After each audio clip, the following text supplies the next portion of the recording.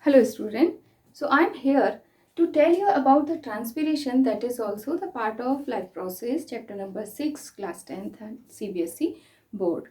Student, यहाँ हम लोग आज ट्रांसपिरेशन टॉपिक डिस्कस करने वाले हैं. इसमें कितने टाइप्स हैं ट्रांसपिरेशन के, प्लांट को ट्रांसपिरेशन का क्या बेनिफिट है, दूसरा ट्रांसपिरेशन का फोटोसिंथेसिस से क्या रिलेशन है, और चौथा कि ट्रांसपिरेशन के रेट से एक्चुअली प्लांट में एसेंट ऑफ सैप कैसे पॉसिबल है. ये सारे पॉइंट हम लोग डिस्कस आज करेंगे with the help of activity. So before start this topic I just want to show you one activity. With the help of that we are going to discuss these all point here.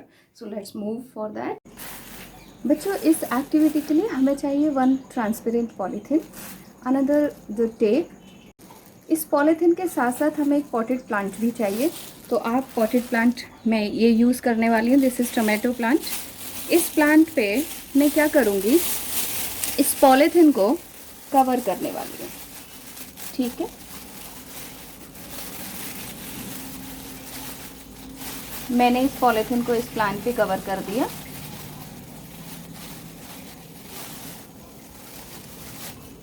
उसके बाद मैं थोड़ा सा cello tape ले करके इसे tied up कर दूंगी.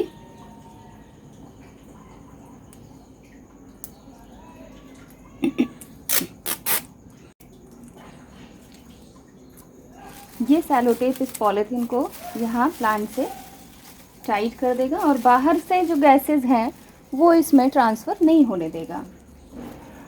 Now after some time we will observe this what will happen here.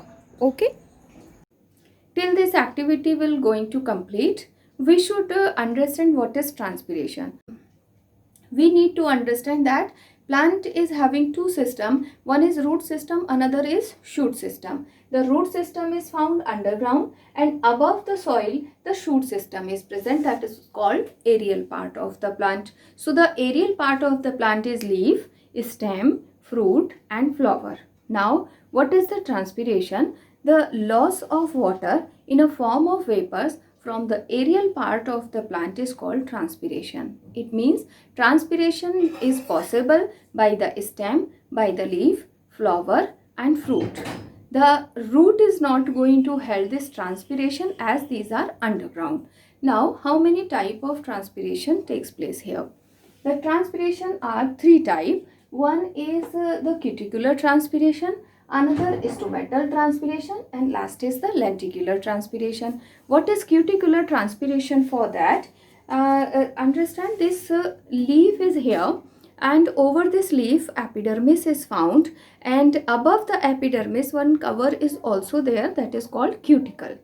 And whenever the water loss from the cuticular area, that loss of water is called cuticular transpiration. Now understand how this cuticular transpiration occur. Suppose this is the epidermis of the leaf,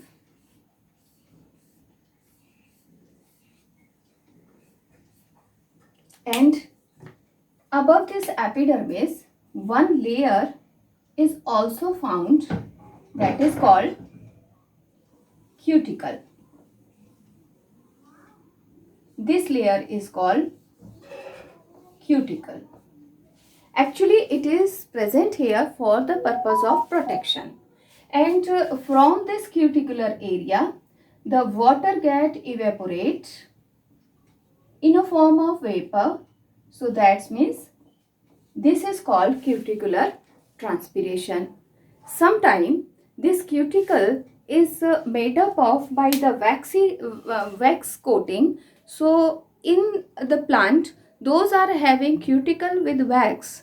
So that means in that this type of transpiration will not occur.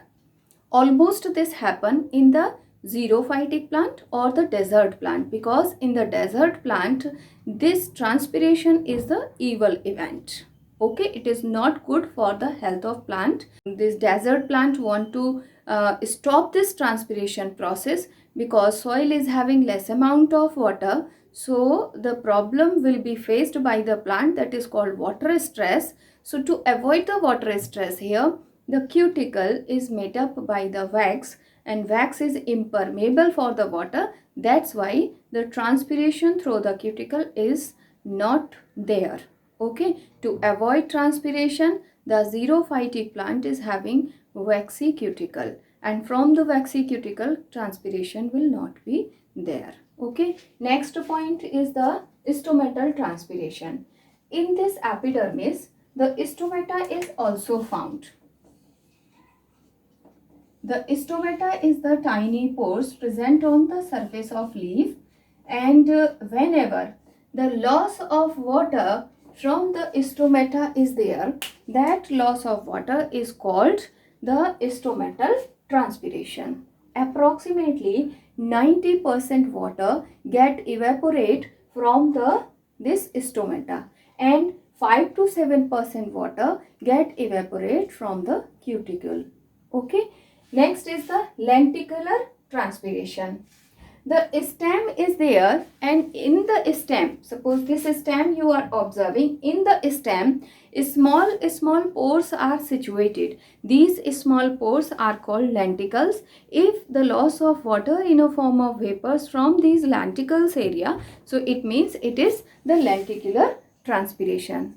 Now we need to understand what is the importance of the transpiration. Actually, transpiration is very important for the plant for maintaining the temperature, for transpiration pull, for absorption of water, and for absorption of minerals. In these ways, the transpiration is important. How it will be happen? Let's understand in the detail. As we know, the plant is almost stable at the one place. They unable to change their position from A place to B place as the animal are doing. Whenever the the surrounding will change according to animal, and it is not suitable for animal, so the animal can change their position from A to B, and they get the safe place for survive their life.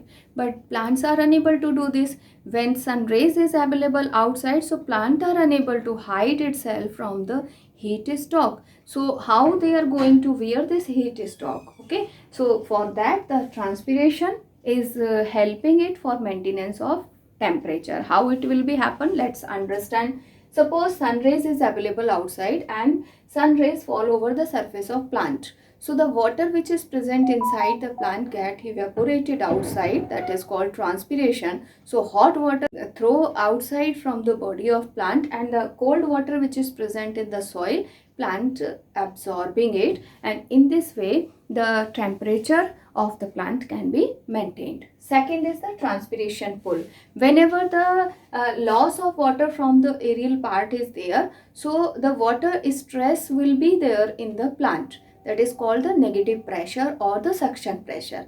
Due to the suction pressure, the root is also getting this pressure, and then the root is going to absorb water from the outside. So it means if transpiration is there, so transpiration pull arise, and due to this transpiration pull, the absorption of the more water from the soil is possible. Then the absorption of water is available. Water is available here for the photosynthesis just because of the transpiration pull. So here we are observing transpiration is having good relationship with the photosynthesis also, because if the water available here in the leaf, it is just because the transpiration pull, and the transpiration pull is just because of the transpiration. That's why due to the transpiration, photosynthesis is also possible. Second thing, as the water is going upward in the plant, so the water which is going to absorb from the soil in the plant, that water also having some minerals. As you know, the minerals are going to dissolve in the water or diffuse in the water. So the mineral which is diffused inside the water, that water is going to absorb by the plant towards upward direction. In this way, the plant is getting its mineral also, and due to the mineral, the other activities, that is called life process of the plant, is possible. So it means if the transpiration is there, due to that the maintenance of temperature may be possible of the plant, and the transpiration pull is there due to transpiration. Due to that, the water absorption as well as the mineral absorption complete. So in this way, plant is the transpiration is helping the plant for the various purposes. Okay, now the transpiration is also called the evil for the plant. Why it's so? Why it is evil? To understand it, we need to understand the nature of xerophytic plant or the desert plant. You know, in the desert already water is less. That means in the desert plant is facing stress of water. Okay और अगर यहाँ पे regular transpiration होता रहा तो उस regular transpiration की वजह से प्लांट वाटर स्ट्रेस को फेस करेगा. क्यों? कि जब हम ये देख रहे हैं कि ट्रांसपिरेशन से loss of water aerial part से हो गया, उस लॉस ऑफ वाटर को ओवरकम करने के लिए प्लांट कहाँ से वाटर लेगा? From the soil. और सॉइल में पहले से ही वाटर कम है, तो जब सॉइल में वाटर पहले से कम है, सॉइल से वाटर अपटेक नहीं हो पाएगा क्योंकि पहले से ही सॉइल के अंदर वाटर कम है. तो plant is unable to uptake the water from the soil. तो जो वाटर लॉस हो गया, उस वाटर लॉस को प्लांट ओवरकम नहीं कर सकता क्योंकि सॉइल के अंदर ऑलरेडी वाटर स्ट्रेस है. तो इस ट्रांसपिरेशन को यहाँ पे ईवल माना जाएगा. ठीक है, अब ज़रूरत है प्लांट को कुछ खास तरीके के मॉडिफिकेशंस करने के अपने बॉडी के अंदर, जिसको हम लोग कहेंगे adaptation. So plant are going to adopt some adaptation और the changes in their body to avoid this transpiration. अब वो ट्रांसपिरेशन को अवॉइड करने के लिए क्या क्या चेंजेस मॉडिफाइड करेगा, क्या क्या चेंजेस ऑब्टेन करेगा, let's understand. The epidermis is having stomata, so the cuticle is there to protect the epidermis. अब ये क्यूटिकल कैसा बन जाएगा? वैक्स का. अगर ये वैक्सी क्यूटिकल हो गया तो wax is impermeable for water और ट्रांसपिरेशन को चेक कर दिया जाएगा.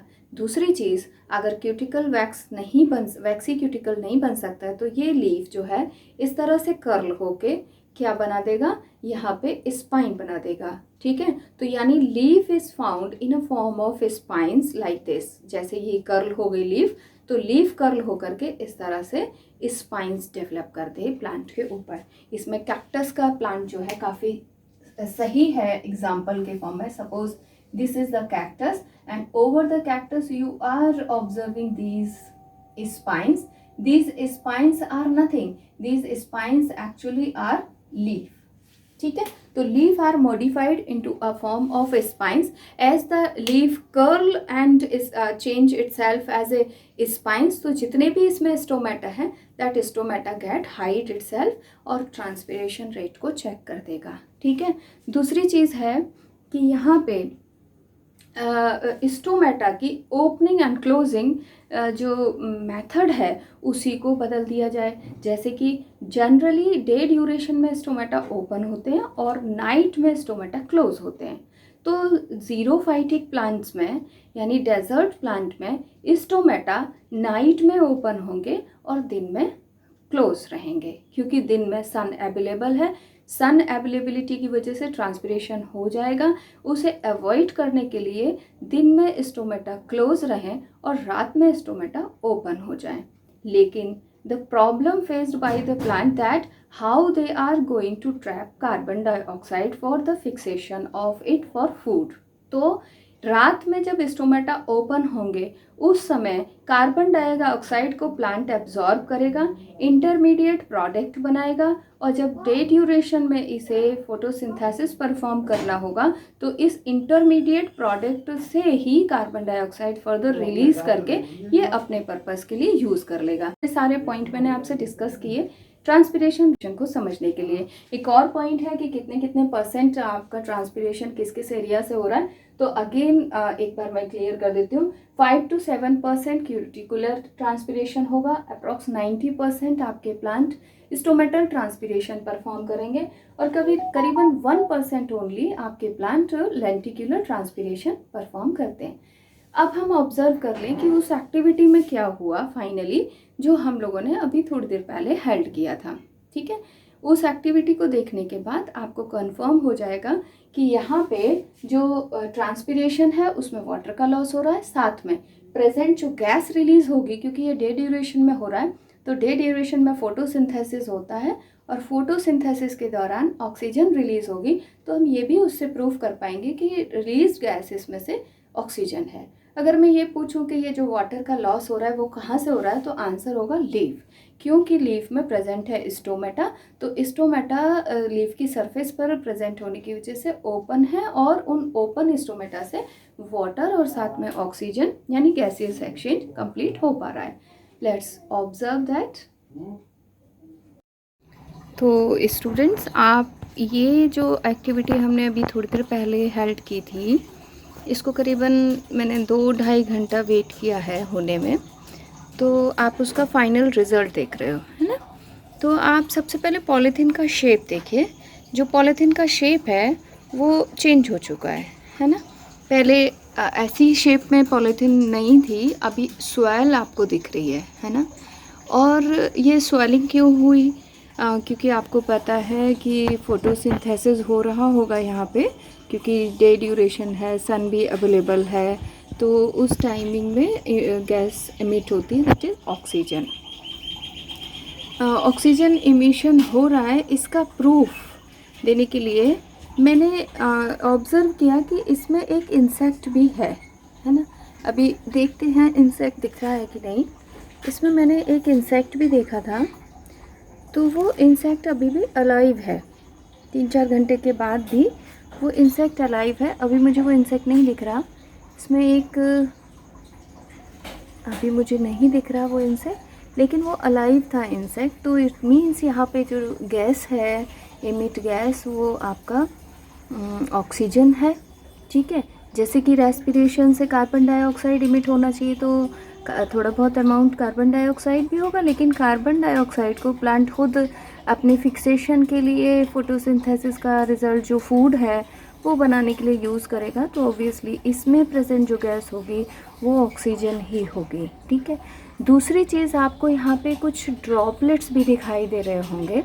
ये ड्रॉपलेट्स हो सकता है आपको इतने क्लियर ना दिखें इसमें वीडियो में, लेकिन यहाँ आप देखिए, आपको यहाँ ये जो लीफ दिखाई दे रही है, वो लीफ कुछ गीली दिख रही है ना। ये कुछ मॉइस्चर, इसका मतलब अंदर के साइड में प्रेजेंट है, ठीक है। तो ये मॉइस्चर कहाँ से आ गया भाई? तो ये मॉइस्चर, इसका मतलब है, ये देखिए ये पॉलीथीन गीला है ना। ये देखिए, ये पॉलीथीन इस समय आपको पता है ये गीला है पॉलीथीन। ये देखिए, यहाँ से मैं अगर इस तरह से कर रही हूँ तो ये क्लीन मुझे नज़र आ रहा है, और इसमें ये ड्रॉपलेट्स अब नज़र आ रहे हैं मुझे, ठीक है। ये आपको थोड़ा ब्रॉड करके दिखा देते हैं। ये देखिए, ये इसमें ड्रॉपलेट्स हैं वाटर के। तो ये ड्रॉपलेट्स कहाँ से आ गए भाई? इसका मतलब है यहाँ पे इस प्लांट से क्या हुआ होगा? ट्रांसपीरेशन हुआ होगा ना। देखिए यहाँ पे भी ड्रॉपलेट्स हैं, इस जगह भी ड्रॉपलेट्स हैं, देखिए, है ना। तो ये इंसेक्ट भी दिखा इसमें मुझे, ये रहा, ये इंसेक्ट है, ये अलाइव है। इसका मतलब क्या है? इसका मतलब है ये इंसेक्ट इसके अंदर अलाइव है, means it is getting oxygen enough in amount. तो इसमें जो प्रेजेंट गैस है वो गैस, इसका मतलब ऑक्सीजन ही है, ठीक है। तो it's prove now that's released gas from the stomata is oxygen, and during the photosynthesis it happened, and droplets are here, that means the emission of water is there in a form of vapor. From where this all has completed, this completed from the stomata, as the leaf have stomata. So from the stomata the water get emit outside and deposit in the polythene surface, and you are observing it, okay. So this is stomatal transpiration. Now I am going to tell you about the lenticular transpiration, so let's move to observe that. बच्चों, ये आप देख रहे हो plant कनेर का। इस कनेर प्लांट में लेंटिकल्स बहुत क्लियर हो जाते हैं, इसलिए मैं आपको यहाँ दिखाने के लिए लेकर आई हूँ। कनेर प्लांट में आपको लेंटिकल्स दिखाना चाह रही हूँ, ठीक है। ये देखिए, यहाँ पे आप छोटे छोटे पोर्स देख पाओगे। ये देखो, ये आपको यहाँ पे ये छोटे छोटे पोर्स इस स्टेम के सरफेस पर नज़र आ रहे हैं वाइट वाइट कलर के, है ना। ये पोर्स ही लेंटिकल्स कहलाते हैं, छोटे छोटे पोर्स ही लेंटिकल्स कहलाते हैं। Through these lenticels what happen, तो बेटा ये जो लेंटिकल्स है ना, ये जो लेंटिकल्स हैं, इन लेंटिकल्स से भी एक्चुअली ट्रांसपीरेशन होता है, ठीक है। ये रहे, ये वाइट वाइट कलर के जो आपको दिखाई दे रहे हैं डॉट्स यहाँ पे, ये सरफेस पर स्टेम की, ये ही लेंटिकल्स हैं। इन लेंटिकल्स के से भी ट्रांसपीरेशन कंप्लीट होता है, तो that is called the lenticular transpiration. And यहाँ ये जो लीफ आप देख रहे हो ना, इस लीफ में सरफेस पर एपिडर्मिस के ऊपर क्यूटिकल प्रेजेंट है। इस सी लीफ में होगा क्यूटिकल, तो यहाँ पर ये जो क्यूटिकल्स हैं उससे अगर ट्रांसपीरेशन होगा तो उसको हम कहेंगे क्यूटिकुलर ट्रांसपीरेशन। तो लेंटिकल्स यहाँ पे ये रहे लेंटिकल्स लेंटिकुलर ट्रांसपीरेशन के लिए, एंड लीफ पर प्रेजेंट है cuticle for the cuticular transpiration. और इस एक्टिविटी में आप देख पा रहे हो, देखिए ड्रॉपलेट्स बहुत क्लियर हैं इस एक्टिविटी में, और देख पा रहे हो आप stomatal transpiration. Now I hope everything is going to clear related to this transpiration to you. Still, if you have question to ask, you can give the question in the comment box. 100% I will try to give the answer of yours. And if you like this video, so please comment, share, subscribe this channel. Thank you.